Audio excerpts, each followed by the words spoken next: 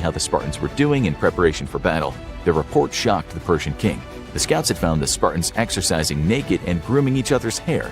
The reason for this likely had to do with the religious and funerary beliefs of the Spartans. Since Spartan soldiers fought until they were victorious or dead, they needed to ensure their bodies were prepared for the afterlife. Therefore, before a battle, they would groom each other.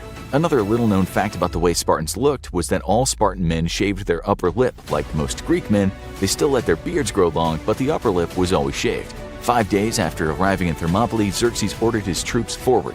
He was sure that the superior numbers would make quick work of the small Greek force, so he initially sent only his most mediocre soldiers into battle. Xerxes quickly found out that this was a huge mistake. The Spartans' fighting ability was unmatched by any other soldiers in the field. The Greeks had been practicing their tactics on the rough terrain of Thermopylae for several days, which also gave them a slight advantage. They used a phalanx formation, which was extremely effective in the tight spaces of the hot gates, and the Greek warriors would stand shoulder to shoulder, forming a wall of shields in front of them.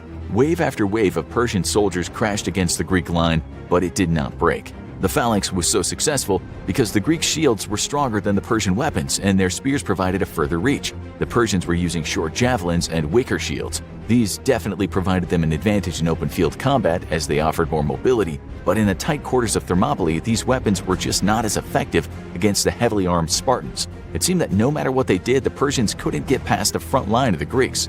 Leonidas and his Spartans were fierce. They